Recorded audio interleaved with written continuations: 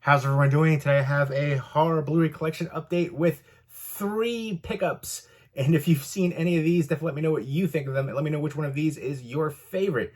Leave me those comments down below. And these are all 4Ks. And let me know what horror movie you'd like to see get the 4K treatment. Again, a lot of these releases have, Dolby Atmos, Dolby Vision.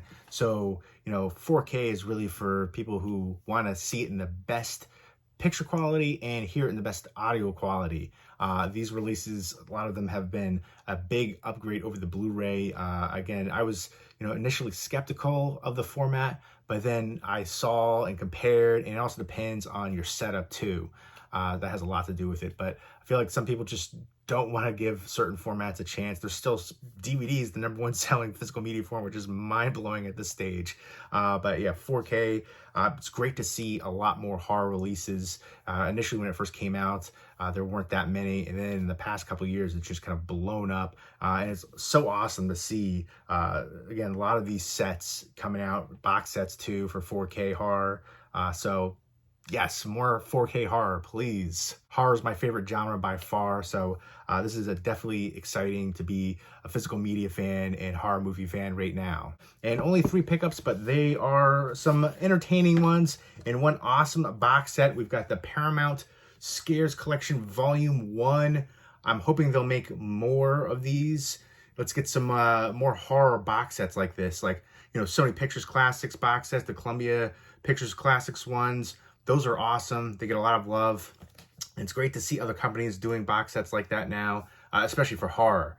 So we need more of them. Please, Paramount, do more of the Paramount Scares Collection volumes. This one, there was 5 titles, and the 5th one was like a mystery title. And now that it's the release day, it's been revealed to be Sweeney Todd, the Demon Barber of Fleet Street. That's the one I haven't seen. I've seen all the rest in here. You also have Crawl, Pet Cemetery, Rosemary's Baby, and Smile. Let me know which one of these is your favorite.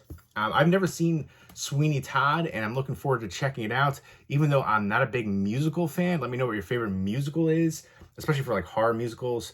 I did like Repo the Genetic Opera. I was never a big fan of Rocky Horror Picture Show, though. I feel like I should give that a rewatch. I haven't given that a chance, and since I was a kid. It's time to revisit it. But let me know what your favorite Tim Burton movie is. He directed Sweeney Todd. And I think for me, Beetlejuice. And I know they're making the Beetlejuice 2 coming out, which I feel like when there's such a big time span difference, I'm skeptical. I'm hoping for the best, though. I did like Batman Returns from him, too. And I even like the Planet of the Apes Mark Wahlberg one, which he directed. I know that one gets a lot of criticism, but I had fun with that one. Let me know what your favorite Johnny Depp movie is. I've watched him since I was a kid. Actually, my very first horror movie I ever watched was the original Nightmare on Elm Street, when he got sucked through the bed, the blood splatter all the way up there. But I remember 21 Jump Street, too. That was a real fun series.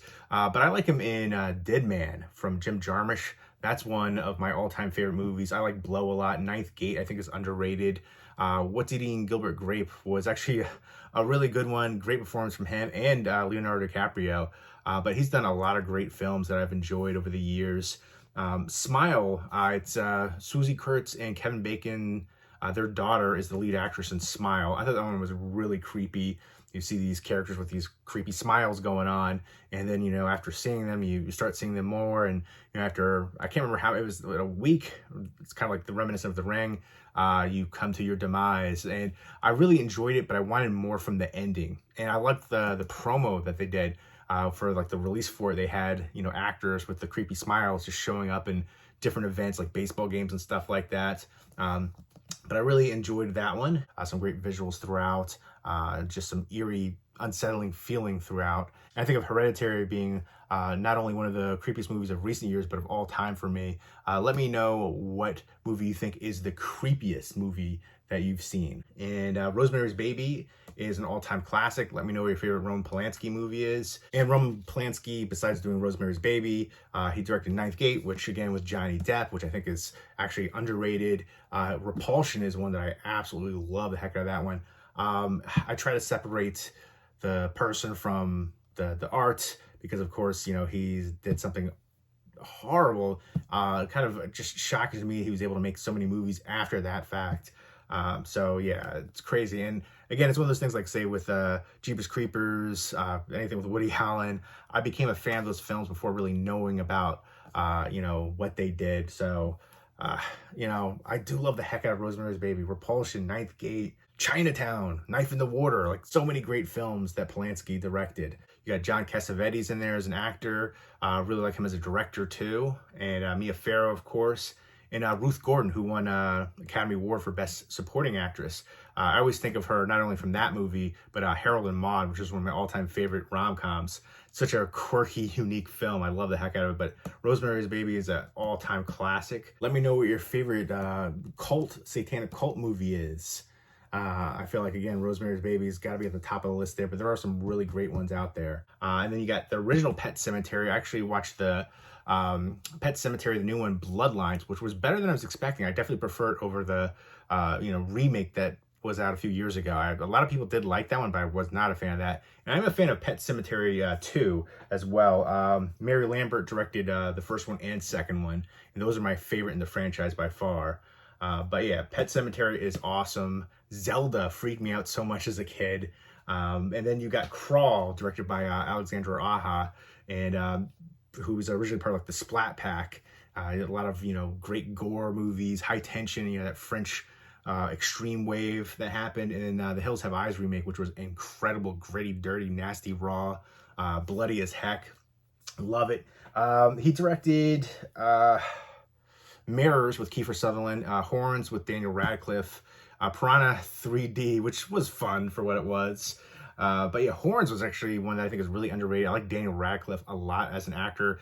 He was in Imperium, where he goes undercover as like a neo-Nazi. And then he was in Swiss Army Man, really subversive movie. Horns, The Woman in Black remake. And there's just been a whole bunch of ones where he shows he's more than Harry Potter. Really talented actor. So definitely a fan of all of these that I've seen. So I love this box set. I like the artwork on the front. You also get a collectible logo pen, a collector's edition Fangoria magazine, and sticker sheet. And I love the exclusive slipcovers in here. That was like a big draw for me. But let's go ahead and open it up. This is going to be kind of an impromptu unboxing. I kind of want to do like a different, like a, you know, POV unboxing for it. Maybe I will do that at a later date. But I like the wraparound artwork. You can see that on the sides and stuff, which is really cool. And then here is the Fangoria magazine, which is awesome. There you go, Bloodlines. And yeah, you can see it's just about the films, covering all the films that are in this release, which is awesome. And then some advertising for other stuff in here too. The latest Scream movie. But I enjoy Fangoria. It's been around for a long time. So happy to see that in there. And here is the sticker sheet. Sometimes dead is better. Classic line right there. Let me know what your favorite Stephen King adapted movie is. I always talk about ones that are underrated too. Night Flyer, a vampire movie that I think deserves a Blu-ray release. And then Storm the Century, a miniseries. Love the heck out of that one. So yeah, I love seeing all these little stickers right here. The danger for the Crawl right there. So yeah, I like when they have little things like that added in. The pin, I know there's like a big pin horror craze for, I want to say like the past 5 years or so. That's gotten really big, the horror pin. So this is just, you know, Paramount Scares pin, but I think that's actually really cool looking with the blood splatter on there, on like the mountain. I dig it. And then, so that's what it looks in the inside right there. And you take this little inlay out, and then it reveals some of the other slips. You could see the Smile slip cover, which I think is super friggin' awesome.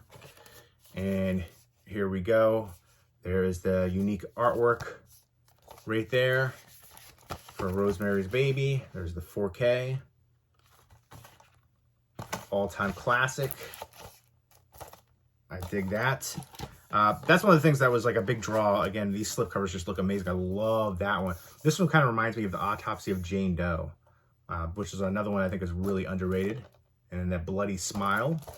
And then you have the poster artwork right there.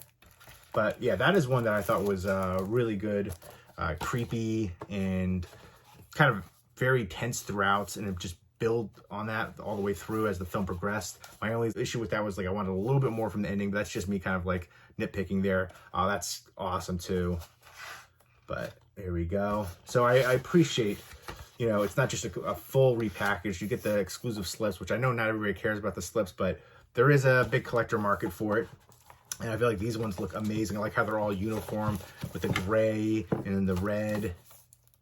And then, you know, they have like the weapons and stuff on the back. And then there's Sweeney Todd. I'm hoping to like this one. Again, musicals are not my favorites, but I like the blade right there. And, you know, how they utilize on the back. Yeah, I remember that too. That like necklace thing. I think they were complaining about the odor on it. But that's an all-time classic. And this, to me, I think this might be my favorite cover. I think that looks so freaking awesome with the gator on there. Let me know what your favorite alligator, crocodile horror movie is. I feel like there's a lot of really good Australian ones. Rogue was a really popular one. I remember one that came out right around the same time period was Black Water. And I never hear anybody mention that one. There was a sequel recently, but that one was terrible. But I think the first one was like really straightforward, simplistic, but it worked. And I really enjoyed the heck out of that one. But Crawl had great visuals. The gators look awesome. I like Kaya Scodelario. She was in Pirates of the Caribbean, Dead Men Tell No Tales. She was in like The Maze Runner. She was in the new Resident Evil, Welcome to Raccoon City, which I liked the heck out of that one. That was really surprised me. But she was in Tiger House, which is a home invasion movie, which I really enjoyed the heck out of that one. And I remember like thinking like, oh, she's awesome. She was doing a lot of like her own like stunts, I think. At least that's what it looked like on there. And she was doing all these acrobatics and kicking butt. So I enjoyed that. But let me know which one of these slipcovers is your favorite. There's the Danger right there. And I'm kind of torn. I do like that one a lot too, but I think I might go with Crawl. That's classic though. And that's cool too. I dig that. That's tough. I just really like that image a lot. So I think I might go with that one. I think The Smile might be number 2 for me. And Pet Cemetery number 3. But a really awesome set for sure. And go ahead and put this all away and show you the rest in here that I got. I know that took up a lot of time just talking about this one, but I think it's well deserved. Really solid outer box right there. So I definitely dig that one. Oh, another one that I think of for Johnny Depp that's popped in my head, Fear and Loathing Las Vegas. Classic one right there for sure, Terry Gilliam. But yeah, I think this is an awesome set. I want to see more from Paramount Scares Collections. Hopefully they have more in the works. Next up is Meg 2, The Trench. I had a fun time with the first one. It was what you'd expect from a giant, you know, megalodon, you know, shark movie. So yeah, you know, Jason Statham here kicking butt, fighting a giant megalodon. But yeah, this one to me, I didn't hear much about it when it came out. So I'm hoping for just kind of the same as the first one. On the front cover here, it looks like a dinosaur. It's a dinosaur. And eat another dinosaur, but then the big Meg is coming there and looking like it's going to eat them. So are there dinosaurs in this one? Or is this like kind of like a flashback scene where they show, you know, the prehistoric beast? But let me know what your favorite Jason Statham movie is. Wrath of Man really blew me away. That's like one of my favorite modern action movies. And I think like the best Jason Statham movies are Guy Ritchie movies, which again, Guy Ritchie there. And then I really liked Snatch and Lock, Stock, and Two Smoking Barrels. He did like a whole wave of, you know, action movies. So many. Transporter series wasn't like my favorite. The first one was definitely the best. And I do think he's a great action star. Expendables too. The Expendables movies are a lot of fun. Crank. I actually love the heck out of Crank. I remember liking it back in the day, but I rewatched it not too long ago. I was like, oh, this is a blast. Let me know what your favorite shark attack movie is outside of Jaws. There's a bunch out there. The Shallows with Blake Lively is the one that got me into 4K. I remember watching the Blu-ray for that, and I loved it. I thought it looked visually stunning. Then I watched the 4K, and I was just blown away. The clarity, the details. Blake Lively in 4K, it was awesome. I think it's a great character-driven shark attack movie. Gets a lot of criticism, but I enjoyed it. And Deep Blue Sea, that is so much fun. You could say it's a guilty pleasure movie, but it's a blast. So those are a couple of my favorites. But I know a lot. The Reef gets a lot of love, and I didn't love that one. I kind of want to rewatch that one. I felt like a lot of the scenes were like it didn't really work. Like there were, you know, scenes from actual sharks, and then like it didn't really mesh well with the scenes in the movie for me. But I'm hoping for good things for this one. This is a Warner Brothers release. You got some special features in here, and they have the 100 years celebration on the slipcovers. And the director of this one is Bill Wheatley, who directed the movie Kill List, which is a really great cult movie. Love the heck out of that one. So him doing that one has me a little hopeful for this one, but I'm going in with tempered expectations for sure. Next up is Godzilla. This is the 98 version. And, you know, I remember this being cheesy fun. It gets a lot of hate. But again, I haven't seen it since it came out probably. And like I said, I was younger. I remember it being just like a popcorn movie. And I'm going to throw this in here. It's for horror because it's a giant monster, you know, knocking over buildings, attacking people, stuff like that. It's not so much as like Cloverfield per se, but it is, you know, like kaiju-esque. It's the original, you know, it's Godzilla. So I'm putting there in there. Do you consider it to be horror? Like it's sci-fi horror, I think, but this is directed by Roland Emmerich, who's done a ton of great like sci-fi movies. Independence Day, the sequel, not so much on that one. The Day After Tomorrow, I love the heck out of that one. Great, like kind of a apocalyptic kind of movie. 2012 was a 10,000 BC. The Patriot, Mel Gibson, that's a great one for sure. He did Universal Soldier back in the day. Moonfall recently, which that was like a mixed bag for me. I liked a lot of the elements going on, and it was like really interesting, but then some of it was just not good at all. Some of it was just campy, and just it was like, oh, they need to like get somebody else to rework some of the things in there, because some of it was interesting and other parts of it were just like rough to sit through. He also directed Stargate, which I love that one too. Great sci-fi movie. White House Down, which is a fun, entertaining action movie. Midway, great war movie. So I feel like he's definitely known for his, you know, action sequences and style as well. Kind of an auteur, very stylistic. So he stands out, especially in like the sci-fi and action genres. But again, I'm looking forward to revisiting this one. It's been a long time. This is the 4K Steelbook right here. You got Matthew Broderick, Jean Reno, who I'll always think of from The Professional, but just a tremendous actor. Hank Azaria, a few other recognizable people in here. Maria Patillo. But yeah, this one was, you know, it was a popcorn entertainment movie. Hoping it holds up to my memory of it. But there you go. And you do have a digital copy in here too. Here is the disc artwork for each. I appreciate unique disc artwork. And you've got the 4K and then the Blu-ray, and then the interior artwork looks awesome. I love that, the eye right there. Super freaking cool. But look at that. I dig it. The tail. Let me know what your favorite Godzilla movie is. I remember watching like Shin Godzilla. That got so much love, but I was not a fan of that one. I think it's the coolest Godzilla's ever looked. But then like all the extraneous like political stuff was just like bogging it down so much, like so much superfluous stuff, and just like, oh, it was dreadful to sit through that one.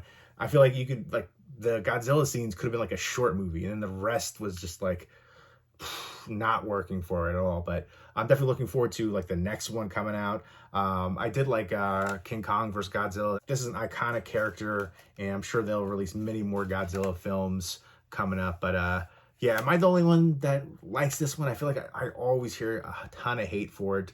And I just remember it being, you know, cheesy, entertaining action, popcorn entertainment, you know, having a good time with it. And I'm just hoping it lives up to my memory of it. Because what I think of is like every time I hear anybody mention it, it's just like tons of hate for it. But you got some special features. It definitely looks like Sony did a great job with this 4K Steelbook release. It's got Dolby Atmos and Dolby Vision, region free. And I love that matte finish for the Steelbook, and just the whole physical release for this is awesome. The shot in the back, that image right there, the disc artwork unique on each, the interior artwork. I'm hoping the transfer will be good, because everything else physical packaging wise is amazing. I wonder how the visual effects will hold up, especially for that time period. Sometimes it could be very hit or miss. So excited to revisit that one though. But there we go. Those are the 3 pickups. I'm probably going to do a POV unboxing for this one because I think it deserves it. It's an awesome set. But let me know which one of these is your favorite, especially the movies in here. And have you seen Meg 2? How bad is it? Is it gonna be is it gonna be cheesy popcorn entertainment fun? Because I like cheesy horror. Let me know what your favorite cheesy horror movie is, and your favorite monster movie of all time. That's a great one right there. So many amazing monster movies out there. But leave me all those comments down below, and I hope everybody's doing well. Take care and keep it spooky.